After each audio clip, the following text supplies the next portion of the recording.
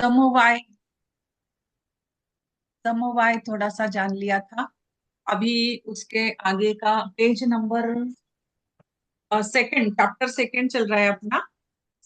Second chapter में chapter number 3, 6 components of Ayurveda. 6 components of Ayurveda में हमने 27 और 28 पेज नंबर देखा था। अभी पेज नंबर 29 इंग्लिश का है मेरा। आप देखो, आपका एलिमेंट, द्रव्य, द्रव्य, द्रव्य देखो। 28 पेज है। हाँ, 28। तो अभी हम ये द्रव्य देखते हैं जो हम सीख चुके हैं, लेकिन थोड़ा सा अभी हमें थोड़ा डीप में जाना है। तो एलिमेंट का मतलब क्या है? 10 द्रव्य, 10 हम द्रव्य कहते हैं ना। एक्चुअली वो 10 नहीं है, 9 है। तम को द्रव्य नहीं माना जाता है। तो 9 द्रव्य है। तो ये 9 द्रव्य, उसमें 5 जो है वो फिजिकल है, और 5 जो है वो मेटाफिजिकल है। तो उसमें से 4 जो होते हैं वो मेटाफिजिकल, और ये 9 ही होते हैं। हाँ, ये याद रखना, ये याद रखना कि द्रव्य जो है 9 फंडामेंटल द्रव्य, ये 9 ही होते हैं। हमारे बुक में 9 ही दिए हुए हैं। इसमें फिजिकल 5 होते हैं, और मेटाफिजिकल ये 4 है। तो आकाश, वायु, अग्नि, जल, पृथ्वी, ये जो है ये फिजिकल है। काल, दिशा, मन, आत्मा, ये जो है ये मेटाफिजिकल है। तो ये हम अब तक जान चुके हैं हमारे सेमेस्टर्स में। तो द्रव्य, एलिमेंट या substance is that entity in which attributes, गुण एंड फंक्शन, कर्म resides and which is inseparable associated with them. जैसे हमने समवाय देखा था ना, आयु किन 4 चीजों का समवाय है? आयु, आयु किन 4 चीजों का समवाय है? बोलो जल्दी जल्दी। आयु किन 4 चीजों? मन, इंद्रियां, मन, इंद्रियां, आत्मा, और क्या था? मन, इंद्री, आत्मा, एक और था चौथा याद नहीं आ रहा मैम। मन, सीरियली जाएंगे तो इंद्री, आज आत्मा, मन, इंद्रियां, आत्मा, एक और आवाज था। आवाज नहीं आ रहा है मुझे। शरीर, इंद्रिय, मन हाँ, और शरीर। शरीर। हाँ। तो सबसे पहले हमें शरीर से लेना है। जैसे कि हम ये द्रव्यास लेते हैं ना, सीरियली लेते हैं हम। एलिमेंट्स को भी हम सीरियली लेते हैं ना, वैसे ही सीरियली याद रखना है। शरीर, इंद्रियास, मन और आत्मा, ये 4 का समन्वय है ये आयु, हमारी आयु। वैसे ही ये जो अभी हम ये क्या देख रहे हैं? हाँ, द्रव्य। अभी ये द्रव्य जो है, जैसे कि वो 4 जो है ना, वो एक दूसरे के बगैर रह नहीं सकती, कि एक दूसरे के बगैर कोई पूरा नहीं है।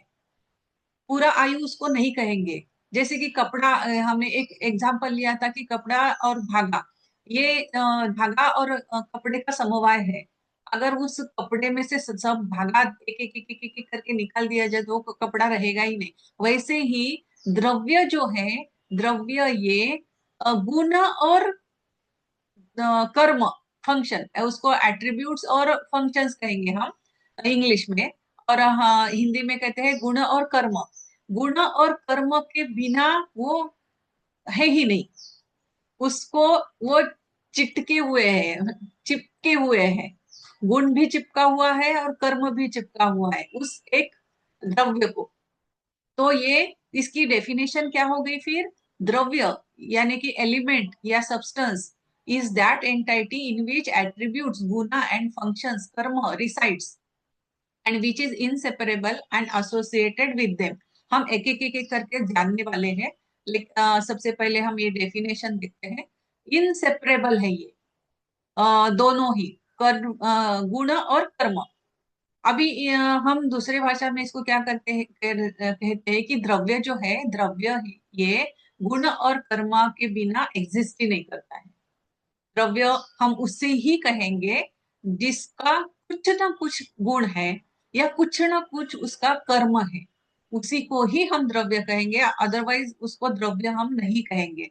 अब इन्हीं को ही द्रव्य कहते हैं, इन नाइन को ही हम द्रव्य कहते हैं, क्योंकि क्योंकि इनके साथ जुड़ा हुआ है गुण और कर्म।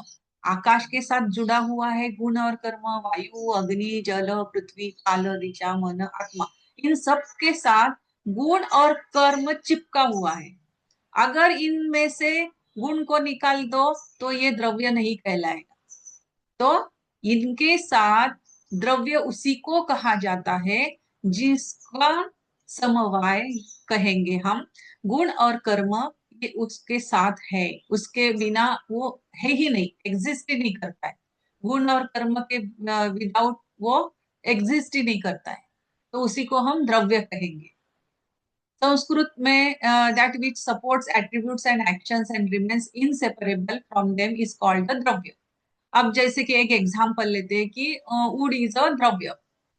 लकड़ी अगर हमने ली तो लकड़ी जो है कुछ छोटी लकड़ी होगी, बड़ी लकड़ी होगी, रफ लकड़ी होगी, स्मूथ होगी, हल्की होगी, भारी होगी, बहुत बड़ी लॉग होगा।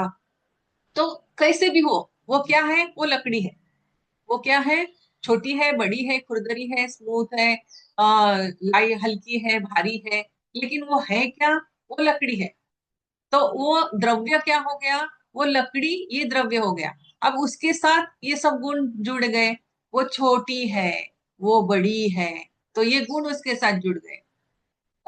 अभी हम अगर बरगद का पेड़, सिर्फ मैंने बरगद का पेड़ कहा, तो आपके सामने क्या आ गया, क्या आता है हमारे आंखों के सामने, बहुत बड़ा उसका जो ये होता है ना नीचे वाला, क्या कहेंगे उसको, स्टेम, विशाल। बूंदा, बूंदा।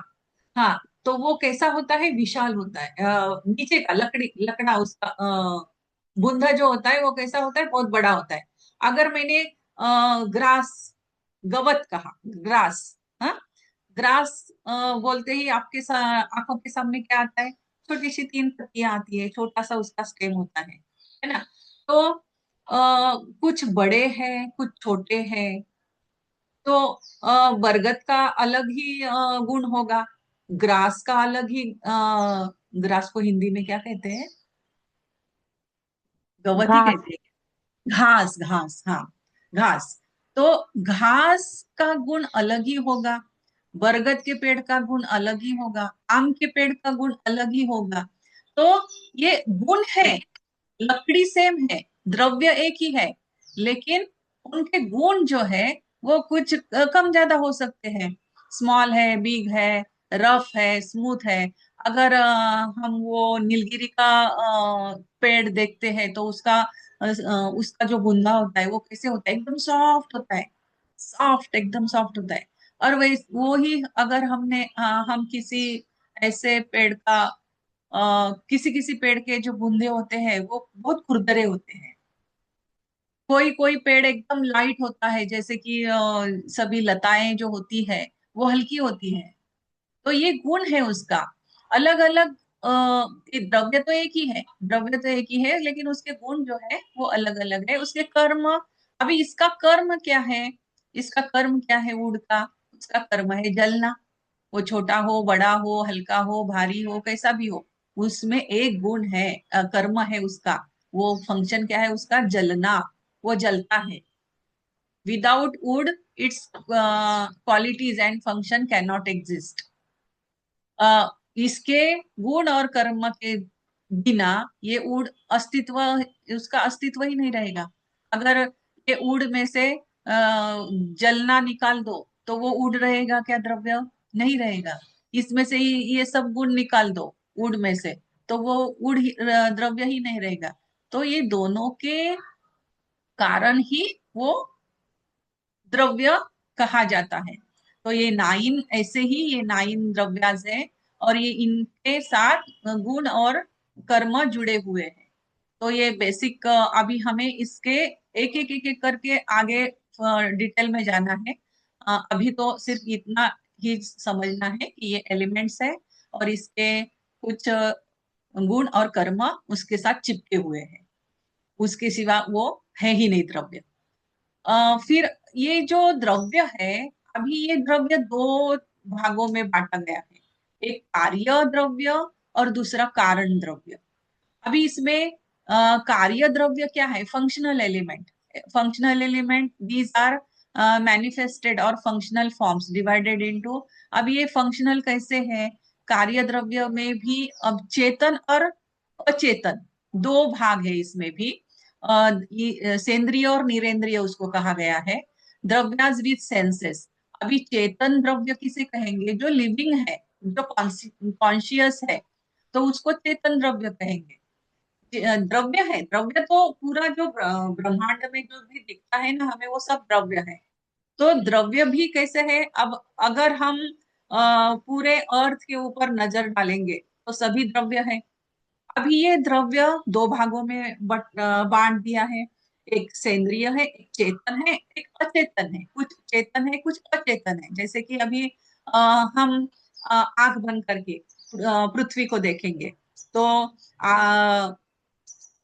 पृथ्वी के ऊपर कुछ लिविंग थिंग्स है, कुछ नॉन लिविंग थिंग्स है। जैसे कि पत्थर है, बहुत बड़े बड़े बड़े बड़े पत्थर से, तो वो क्या है? वो अचेतन है। और वृक्ष है, सभी प्रकार के प्राणी है, पक्षी है, सभी जो लिविंग है वो चेतन है। तो ऐसे ये चेतन द्रव्य जिसे हम लिविंग कॉन्शियस कहेंगे, द्रव्य।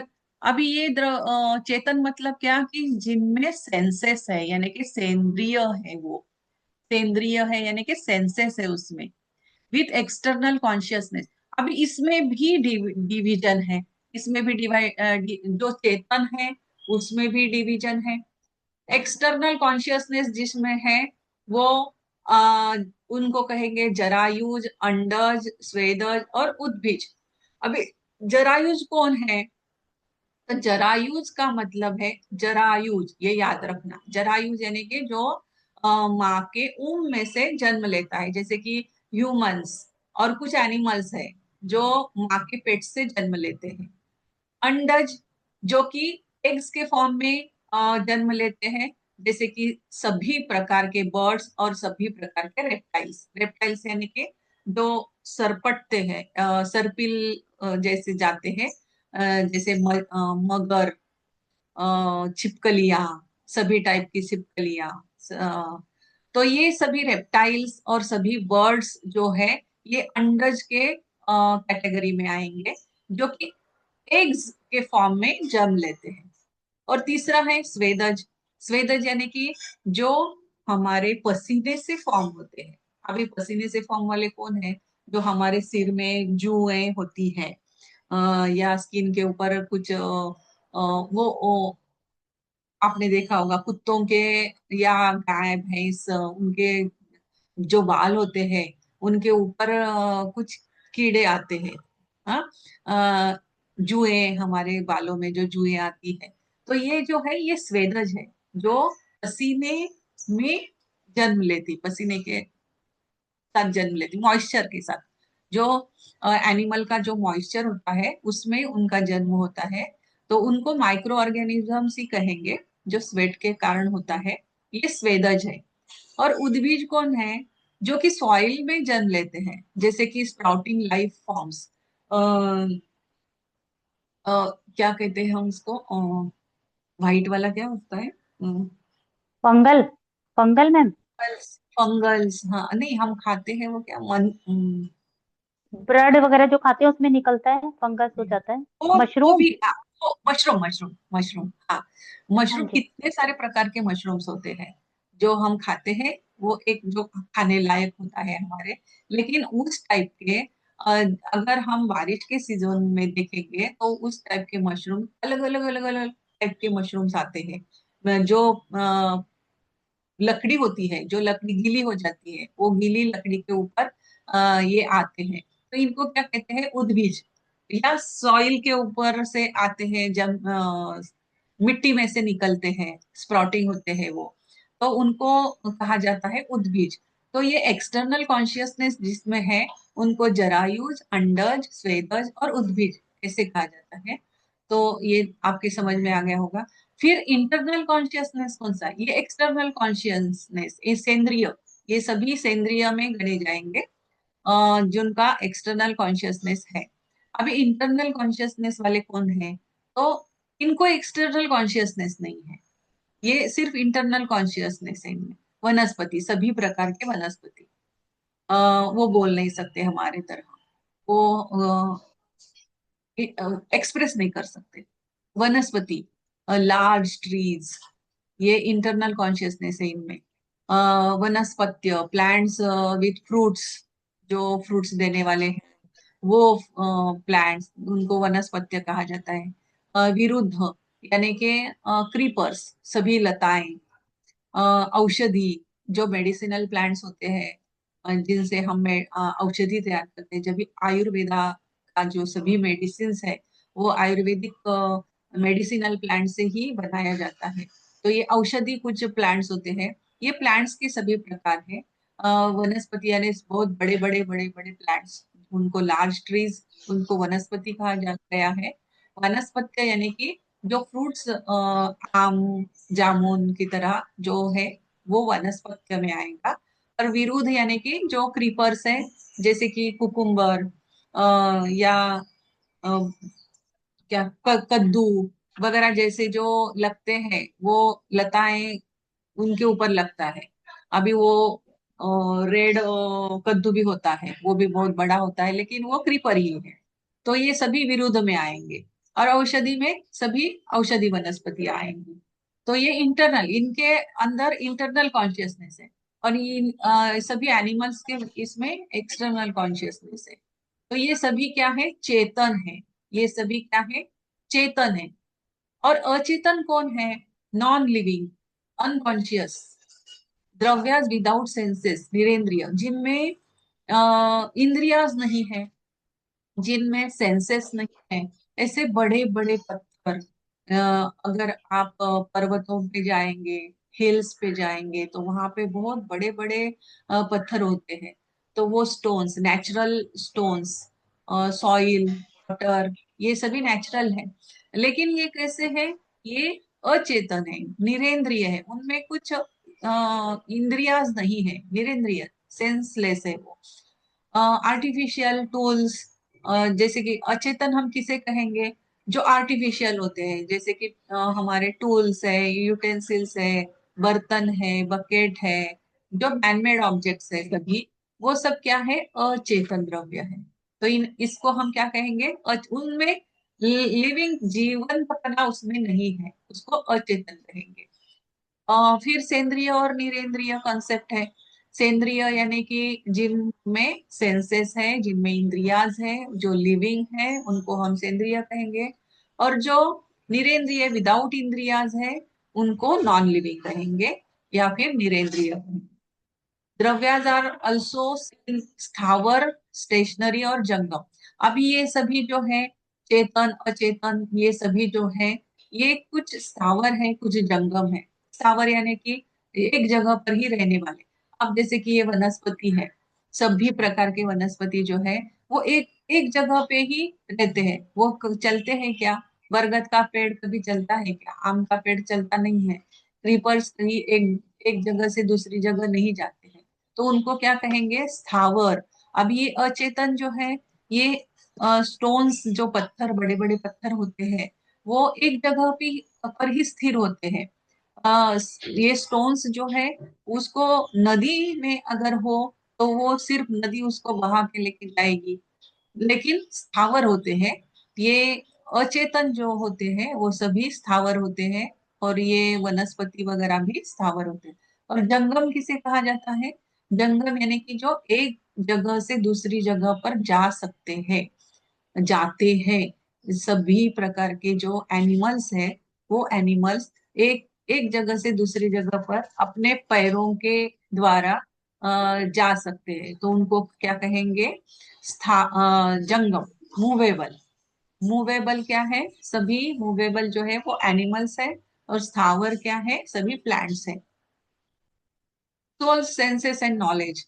Body senses alone are non living. Body senses alone are non-living. They become alive only in association with the soul. अभी हमने देखा पहले ही कि शरीर है, चेतना है, ये अलोन नॉन लिविंग है, लेकिन जब तक उसमें चेतना नहीं आती है, जब तक उसमें आत्मा नहीं आता है, तब तक वो नॉन लिविंग ही रहेगा। उसमें आत्मा एनर्जी आ जाती है तो वो चेतन हो जाता है। Senses act as a medium, और ये सभी सेंसेस जो है वो मीडियम का काम करते हैं, और सोल जो है वो मीडिएटर का काम करता है, नोअर है वो जानने का काम करता है, आत्मा। और नॉलेज क्या है? ये रिजल्ट है, इन सब का रिजल्ट है। बॉडी और सेंसेस क्या है? नॉन लिविंग है। सोल क्या है? अगर उसमें सोल डाल दिया जाए तो ही वो अलायु होगा, जीवित होंगे। हमारे सेंसेस जो है, 5 सेंसेस है हमारे, वो सेंसेस के कारण ये मीडियम है। और soul is the knower, mediator, आत्मा।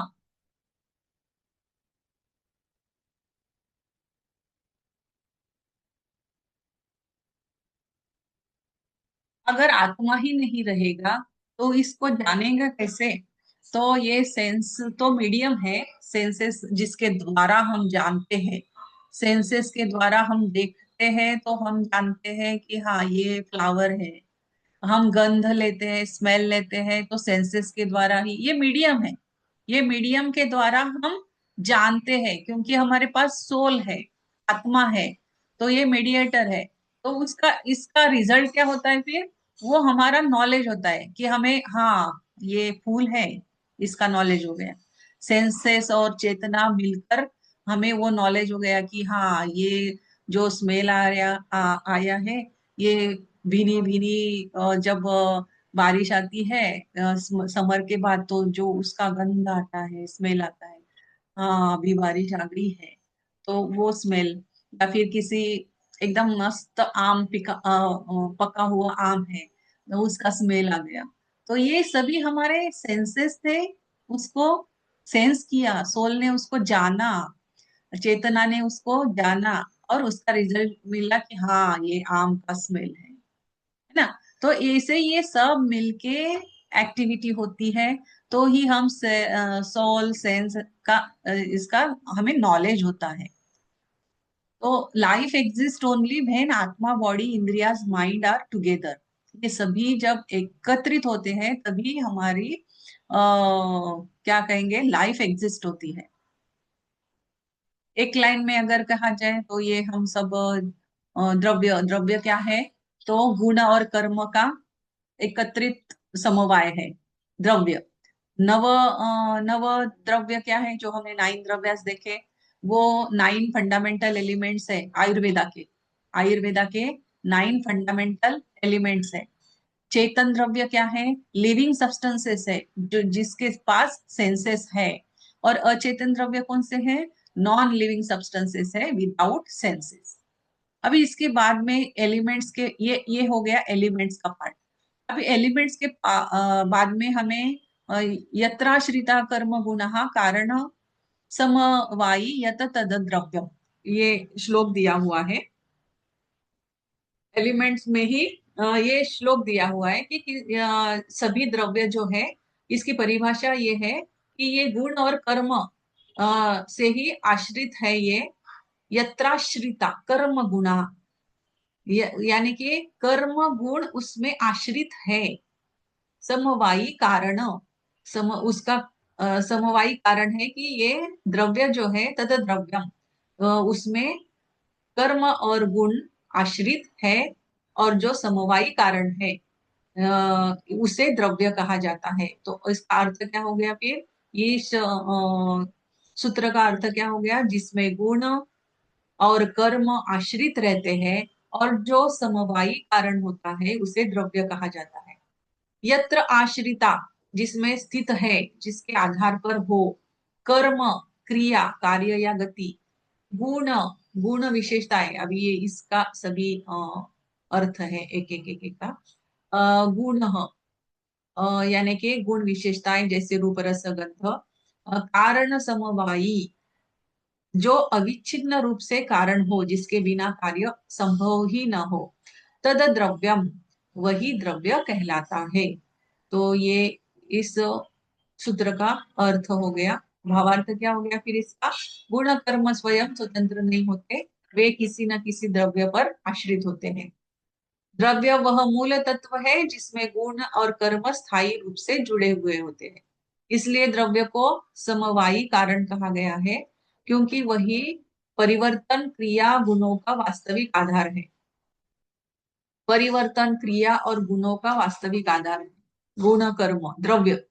अभी उदाहरण के लिए हम लेते हैं कि जल है, जल तत्व है, तो ये क्या है? लिक्विड फॉर्म में होता है, द्रव्य फॉर्म में होता है, जिसका गुण क्या है? शीतलता है।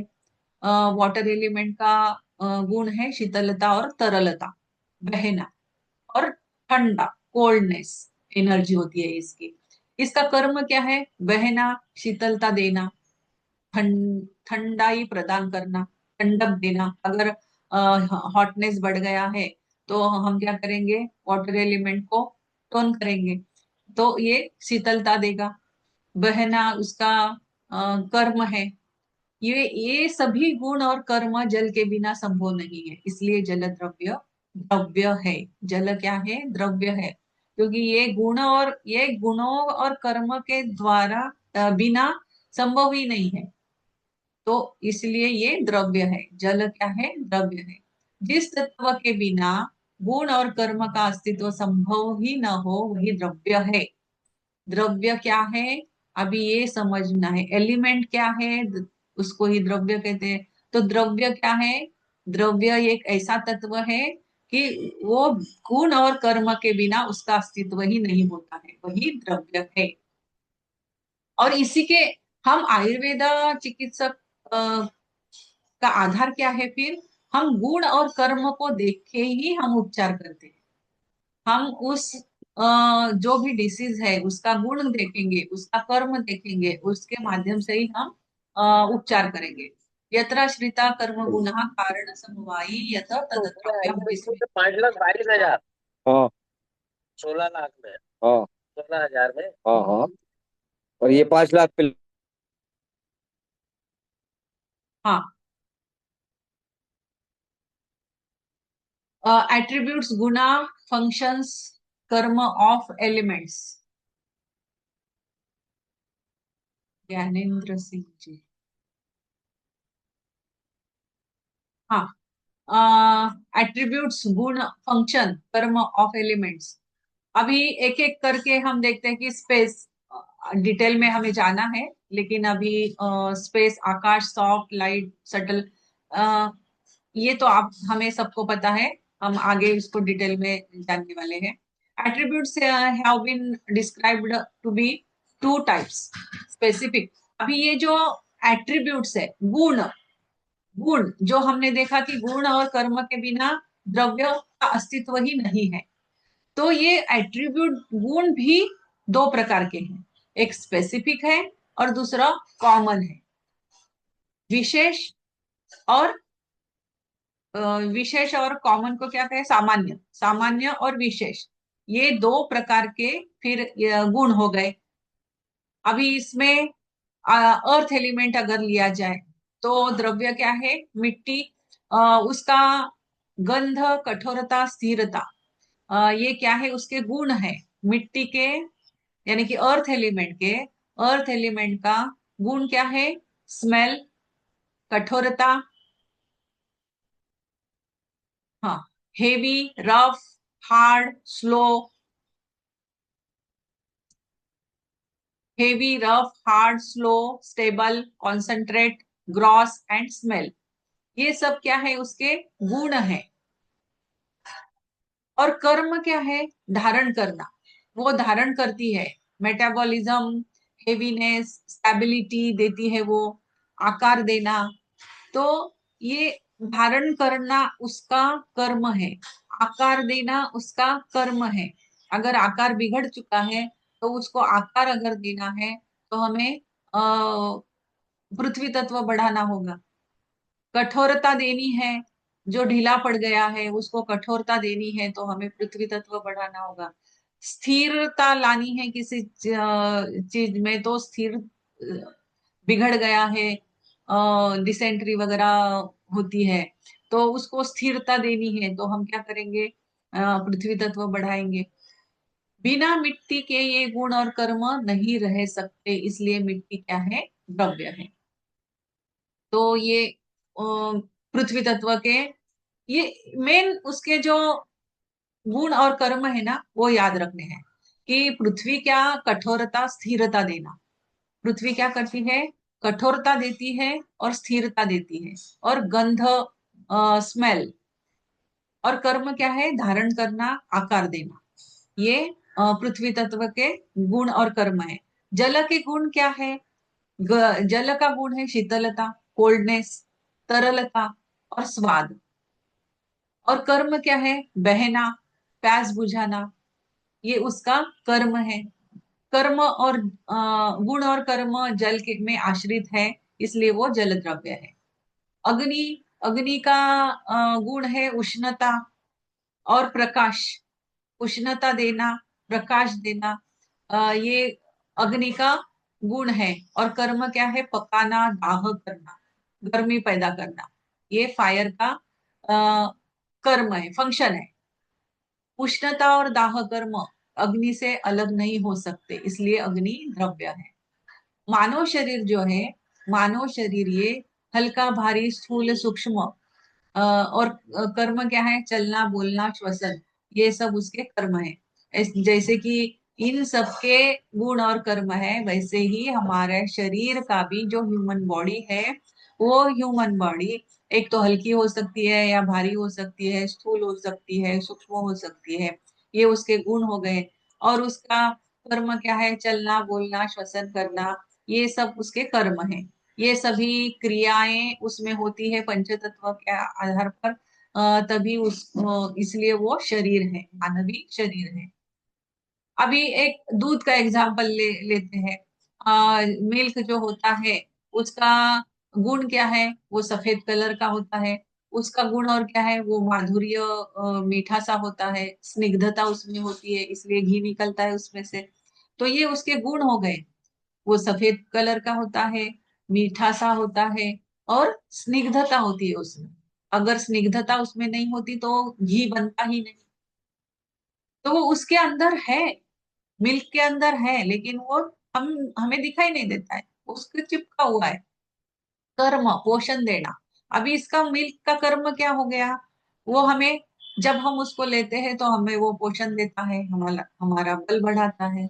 तो ये कर्म के, सॉरी, दूध के गुण और कर्म हो गए। तो जिसके बिना गुण और कर्म रह ही नहीं सकते, वही द्रव्य है। उसके बाद हमें एक और सूत्र दिया हुआ है, खादीन्यात्मा मन कालो दिशश्च द्रव्य संग्रह, सेंद्रिय चेतन द्रव्य निरेंद्रिय चेतन।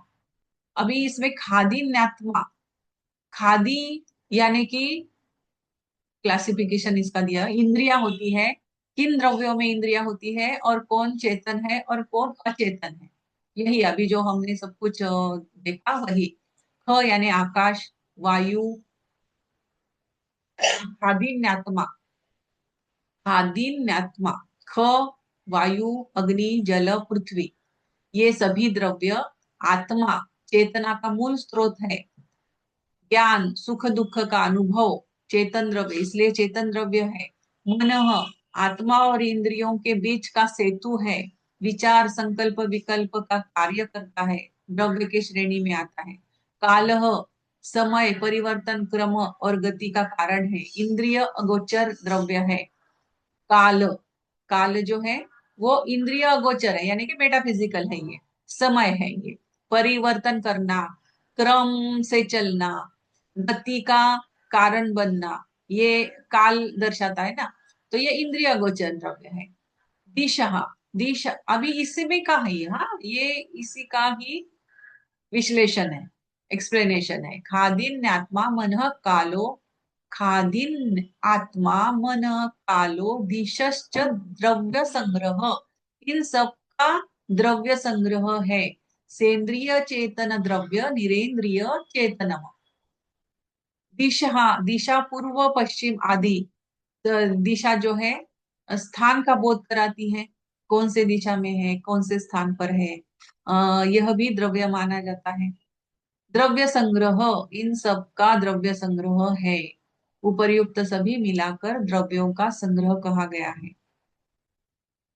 दूसरी पंक्ति जो है उसमें सेंद्रिय चेतन द्रव्य, जिन द्रव्यों में इंद्रियां होती है, जो चेतन होते हैं, जिनमें इंद्रियां होती है, उसको हम क्या कहेंगे? सेंद्रिय, या फिर उसको चेतन द्रव्य कहेंगे। उदाहरणार्थ जीव, आत्मा, शरीर सहित पशु पक्षी सभी जो है उनमें चेतना होती है, इसलिए वो सेंद्रिय है। निरेंद्रिय चेतनम, जिनमें इंद्रियां नहीं होती है, जो चेतना रहित होता है, चेतना ही नहीं है उसमें, इंद्रिया ही नहीं है, तो वो निरेंद्रिय, निरेंद्रिय, इंद्रिया रहित। उदाहरणार्थ पंच महाभूत, काल और दिशा, ये जो है ये निरेंद्रिय है। आत्मा और इंद्रिया युक्त जीव चेतन द्रव्य, महाभूत, काल, दिशा अचेतन द्रव्य। इसमें आत्मा, इंद्रिय युक्त जीव ये चेतन द्रव्य है, महाभूत, काल, दिशा अचेतन द्रव्य है। इन सबको मिलकर कहा जाता है द्रव्य का संग्रह है। ये सभी द्रव्य का संग्रह है, यानी कि हमने जो 9 द्रव्य देखे, ये सभी 9 द्रव्यों का संग्रह है हमारा शरीर। हमारा शरीर क्या है? इन सब का संग्रह है। इंद्रिय और चेतना जहां हो वह चेतन द्रव्य, जहां इंद्रिय न हो वो अचेतन द्रव्य।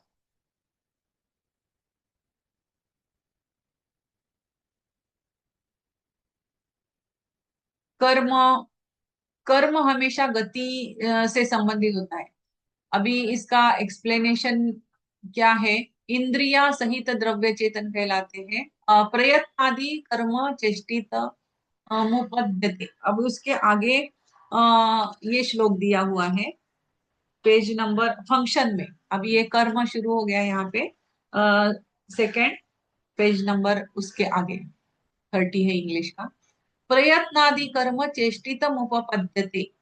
प्रयत्न, प्रयत्नादि, प्रयत्न, प्रयास, प्रयास पूर्वक किया गया कार्य। जब हम प्रयास पूर्वक कोई कार्य करते हैं ना, तो उसका जो कर्म होता है, उसका जो फंक्शन होता है, गति, मूवमेंट, एक्टिविटी उपपद्यते कहलाता है, माना जाता है। जो प्रयत्न किया जाता है वही कर्म, फंक्शन कहलाता है।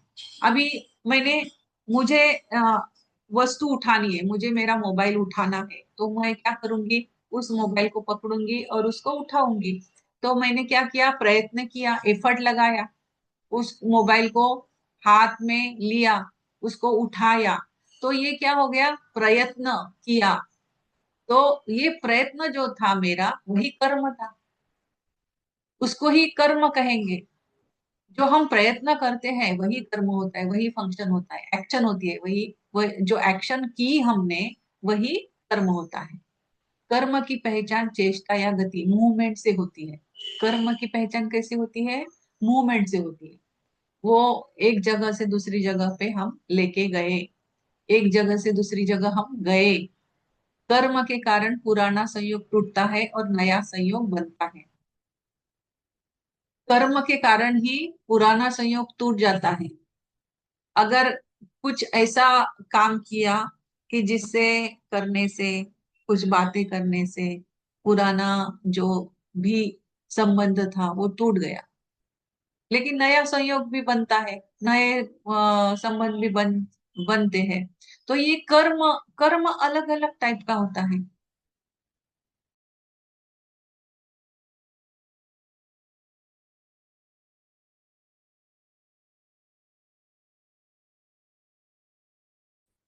रेकॉर्ड होतो ना?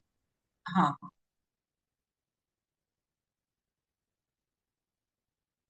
हाँ। इंद्रिया सहित द्रव्य चेतन कहलाते हैं और इंद्रिया रहित द्रव्य अचेतन कहलाते हैं। और हम ये देख रहे थे प्रयत्न आदि कर्म चेष्टित मुपपद्यते। प्रयत्नादि कर्म चेष्टितमुपपद्यते। प्रयत्न यानी कि प्रयास पूर्वक किया गया कार्य, और कर्म यानी कि जो भी हम कार्य करते हैं उसको, जो भी फंक्शन हम करते हैं, क्रिया करते हैं, उसको कर्म कहते हैं। और चेष्टितम माने चेष्टा करना, चेष्टितम यानी गति, एक्टिविटी, और उपपद्धति यानी कहलाता है, माना जाता है। जो प्रयत्न एफर्ट किया जाता है वही कर्म कहलाता है। जो हम एफर्ट लेते हैं, जो हम काम करते हैं, कुछ करने की चेष्टा करते हैं, वही और कुछ करने के बाद मूवमेंट होती है, तो वही कर्म कहलाता है। और ये कर्म से पुराना संयोग टूटता है और नया संयोग बनता है।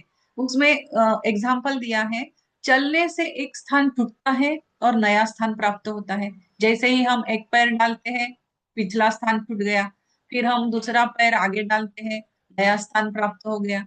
इस तरह से एक स्थान टूटता है, नया स्थान प्राप्त होता है। तो यही कर्म है। कर्म की मुख्य विशेषता, कर्म हमेशा, अभी कर्म जो है वो कैसे पहचानना जाएगा, तो जो भी मूवमेंट होगी, गति होगी, वो कर्म से रिलेटेड होगी। और कर्म से परिवर्तन चेंज होता है, और जो भी चेंजेस होते हैं वो कर्म के कारण ही चेंजेस दिखाई देंगे। कर्म द्रव्य पर आश्रित होता है। कर्म जो होता है वो द्रव्य पर आश्रित होता है, कौन सा द्रव्य है उसके ऊपर आश्रित होता है वो। कर्म के प्रकार हैं। आयुर्वेदा के अनुसार कर्म 5 प्रकार के होते हैं। उत्क्षेपण, ऊपर उठना, शरीर के किसी भाग का नीचे से ऊपर की ओर जाना, गुरुत्वाकर्षण के विरुद्ध। उदाहरणार्थ, उत्क्षेपण, उत्क्षेपण यानी कि हाथ उठाया, हाथ ऊपर लेके गया।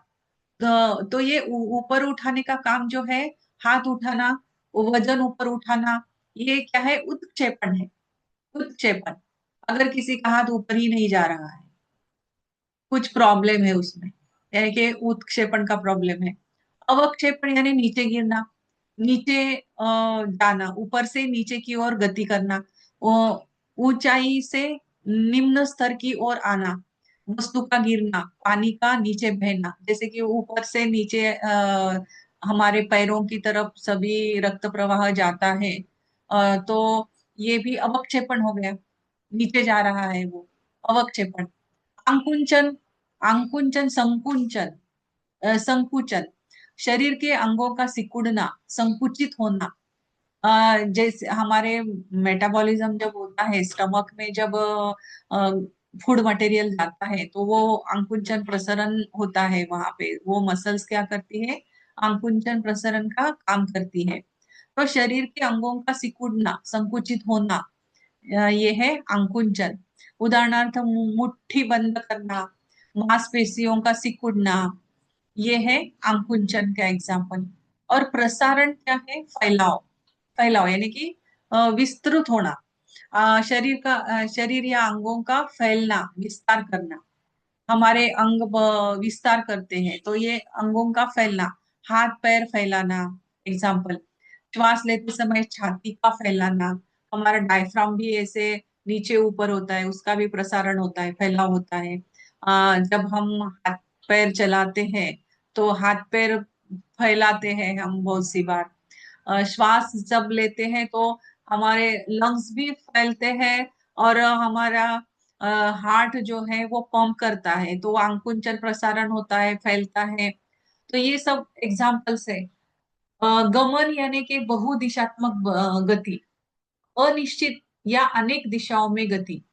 इसके उपप्रकार है भ्रमण। अभी गमन करना यानी क्या? गमन यानी कि एक जगह से दूसरी जगह पे जाना। अब वो किसी भी दिशा में जा सकते हैं हम उत्तर की ओर भी जा सकते हैं, दक्षिण की ओर भी जा सकते हैं, वो पूर्व पश्चिम कहीं भी जा सकते हैं, तो उसको गमन कहेंगे। तो जैसे कि पानी कहीं भी जा सकता है, किधर भी जा सकता है, अनिश्चित होता है, उसकी दिशा नहीं होती है, सिर्फ गति होती है उसकी। तो भ्रमण, उसको इसके उपप्रकार है भ्रमण। भ्रमण यानी इधर उधर घूमना। रेचन यानी निकालना, रेचन यानी निकालना। निरूहन यानी रोकना, रोक के रखना। अनुवासन यानी साथ साथ चलना। और तिर्यक गमन यानी घुमावदार, सर्पिल गति से चलना। अभी इसके भी इधर उधर घूमना, भ्रमण करना यानी कि इधर उधर घूमना। रेचन और निरूहन, ये क्या है? हम जब प्राणायाम करते हैं, तो सांस को लेते हैं, फिर उसको निकालते हैं, रेचन करते हैं, फिर रोकते हैं, निरूहन करते हैं। फिर इसी तरह ये रेचन और निरूहन ये क्रिया हमारे जब प्राणायाम करते हैं तब ये होती है। अनुवासन साथ साथ चलते हैं। सभी इंद्रियां जो है हमारी एक दूसरे का साथ लेकर ही साथ साथ चलते हैं। अगर एक इंद्रिया ने दूसरी इंद्रिया को मदद नहीं की तो हमारी बॉडी चलेगी ही नहीं। तो ये अनुवासन साथ साथ चल रहे हैं सभी इंद्रिय। तिर्यक गमन घुमावदार या सर्पिल गति से चलना, जैसे कि हमारे इंटेस्टाइन, स्मॉल इंटेस्टाइन में सर्पिल गति से वो चल जाता है, जो भी फूड मटेरियल है। तिर्यक गमन। प्रयत्न से उत्पन्न गति को कर्म कहा जाता है। अभी जो प्रयत्न करके जो गति होती है उसको कर्म कहा जाता है। इसके भी 5 प्रकार है: उत्क्षेपण, अवक्षेपण, आकुंचन, प्रसारण और गमन। भ्रमण जो है निश्चित दिशा, जब शरीर कोई वस्तु निश्चित दिशा के बार बार घूमती या चक्कर लगाती है उसे भ्रमण कहते हैं। जैसे कि हम मंदिर में जाते हैं ना, वो हम जानबूझ मतलब हम सोचकर ही करते हैं। प्रदक्षिणा, मंदिर में जाते हैं तो हम 11 प्रदक्षिणा लगाते हैं या 51 या 101 प्रदक्षिणा करते हैं। उसको क्या कहेंगे हम? भ्रमण कहेंगे। कि निश्चित दिशा में बार बार चक्कर लगाना। व्यक्ति का बिना लक्ष्य के घूमना, आंखों का चारों ओर घूमना, हमारे ये भी भ्रमण है। आंखों को हम चारों ओर घुमा सकते हैं, दोनों साइड से, क्लॉकवाइज एंटी क्लॉकवाइज। मधुमक्खी का फूलों के चारों ओर मंडराना, ये भ्रमण है। इसको क्या कहेंगे? भ्रमण। रेचन का एग्जाम्पल्स और दिए हुए हैं। शरीर के अंदर से बाहर निकालना रेचन कर्म कहा जाता है। जैसे कि मलमूत्र का निष्कासन, पसीने का निकलना, वमन, उल्टी, ये सब क्या है? ये रेचन है। शोधन क्रिया, जिसे हम रेचन कहेंगे या शोधन क्रिया कहेंगे। आयुर्वेदा में उसको शोधन क्रिया कहा जाता है। निरूहण यानी कि रोकना, जब किसी चल रही गति या प्रवाह को रोका जाता है उसे निरूहण कहते हैं। रक्त स्राव को रोकना, रक्त ब्लीडिंग हो रहा है, बहुत सारा ब्लीडिंग हो रहा है तो उसको हमें रोकना है तो हम क्या निरूहण कहेंगे, उसको रोकेंगे। मूत्र को रोक कर रखना, ये भी निरूहण हो गया। किसी बहती वस्तु को थामना, ये भी निरूहण हो गया। अनुवासन, साथ साथ चलना, माँ के साथ बच्चे का चलना। जब कोई वस्तु या गति दूसरी वस्तु के साथ समान दिशा में चलती है तो उसे अनुवासन कहते हैं। माँ का हाथ पकड़कर बच्चा, छोटा बच्चा चलता है तो वो दोनों एक ही दिशा की ओर जाते हैं। तो माँ के साथ बच्चे का चलना, हवा के साथ धुआं का चलना, दोनों चल रहे हैं, हवा भी चल रही है, धुआं भी चल रहा है। रक्त के साथ औषधि का शरीर में फैलना, तो ये क्या है? अनुवासन है, साथ साथ चल रहे हैं वो।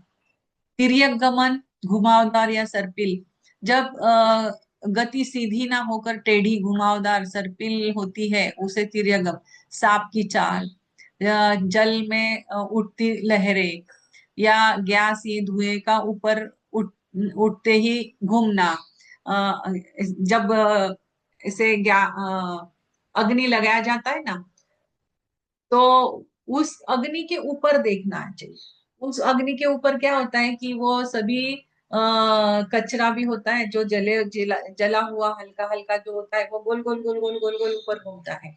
तो ये वैसा ही गैस या धुएं का ऊपर उठते हुए घूमना। गमन कर्म के 5 उप प्रकार है: भ्रमण, घूमना, रेचन, निकलना, निरूहण, रोकना, अनुवासन, साथ चलना, और तिर्यक गमन, घुमावदार गति। तो ये गमन के 5 प्रकार है। तो इस तरह से ये हो गया अपना टाइप्स ऑफ फंक्शन। कर्म, कर्म संयोगे च विभागे च कारण द्रव्यमाश्रित कर्तव्यस्य क्रिया कर्म नानदपेक्षते। कर्म जो है ये अब इसके आगे हम कर लेते हैं एग्जाम्पल के साथ। तो यहाँ तक हो गया हमारा कर्म, फंक्शन।